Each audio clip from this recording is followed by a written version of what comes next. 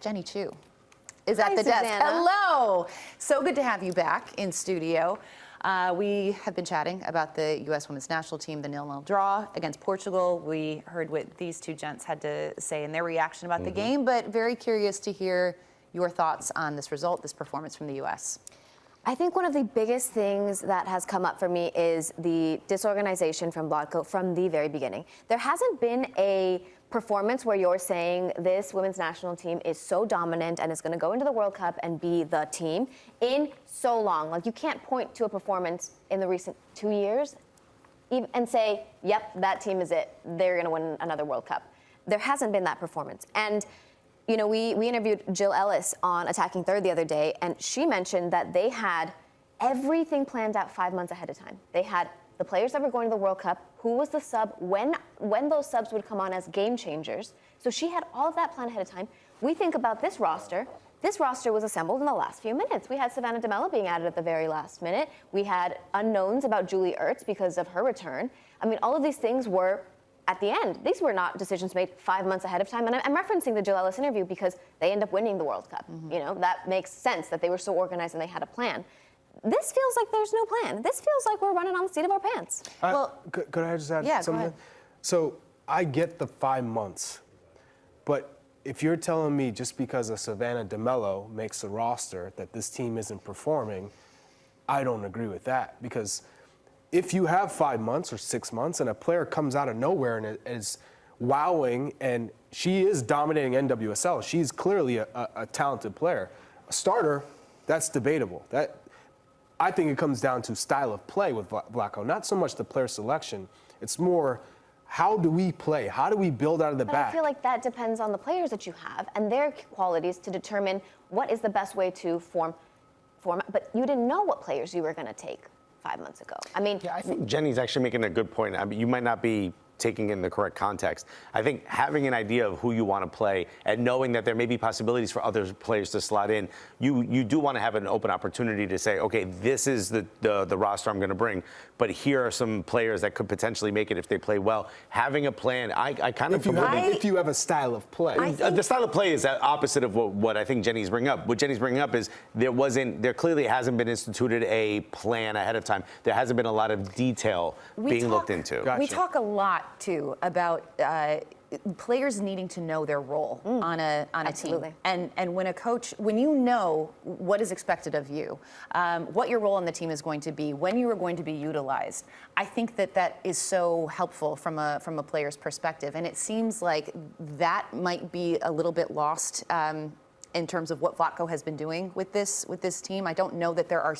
specific defined roles for players on this team, because we don't know what lineup he's gonna put out, and everything has sort of been a surprise. I completely agree with you, and to your point, Charlie, when Jill Ellis said it, I was like, that's insane. You don't know what's gonna happen in 5 months. But to now see the decisions that are being made during the World Cup, it's very clear that those things weren't thought through. Jill Ellis talked about how in every situation, if they were down a goal, this is what would happen. If they were up a goal, if someone in the midfield was having a bad moment, this is what would happen. Thinking through those scenarios matters.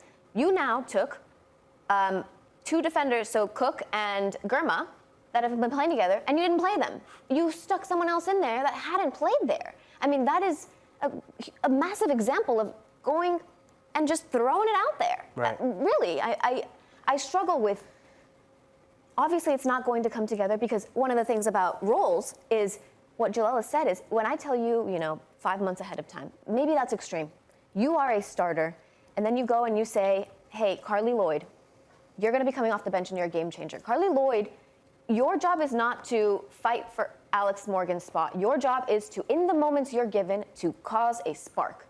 And she now knows that's her role. Her role is not to beat out Alex Morgan. Alex Morgan does not have to feel like, oh, snaps, Carly's coming for my job. She knows that she needs to do her job in the moments that she's in, and Carly knows that when she comes in, that's her time to impact. I think there's importance in that. I think if you look at some of the greatest managers in the world, right? Pep Guardiola, I'll put in for the way he's managed Mikel Arteta.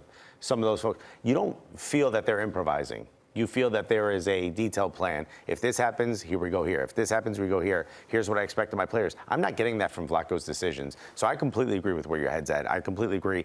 Maybe Jill Ellis isn't the most inspirational coach as far as tactics and whatnot, but to have a detailed plan and have an understanding for the players, I'm actually wondering what the players feel about what's been happening over these last few games. Yeah, it's got to be so confusing. There's no philosophy. It was evident that something needed to change in this game today against Portugal. And it was evident that the midfield is where Portugal, as well as the Netherlands, were able to control the game and disrupt the style of play, if there is a style of play that the U.S. had in these games. And he did not make any adjustments, which is crazy to me. How do you not change your system, knowing that, hey, guys, we're not getting on the ball. Yeah. We're not able to connect passes. The accuracy of our passes, it's so predictable. We're not finding feet, 50-50 balls. That was the issue with this U.S. women's national team. 100%, Charlie, but we've been seeing these problems for months. We've known that it was in the writing on the wall. I mean, this is not a surprise to anybody who's been watching. There hasn't been performances that you're saying, hey, yeah, they're the World Cup winners, no doubt. They're champions. And why is Kelly Herrera speaking in the team circle immediately after the match? Doesn't that kind of confuse you a little bit? And that's probably why I asked the question is, how do these players feel about Vlatko? Because is he the leader that is directing this right now, or is he simply the guy who makes the decisions and it's the team leaders that are kind of in charge a little bit?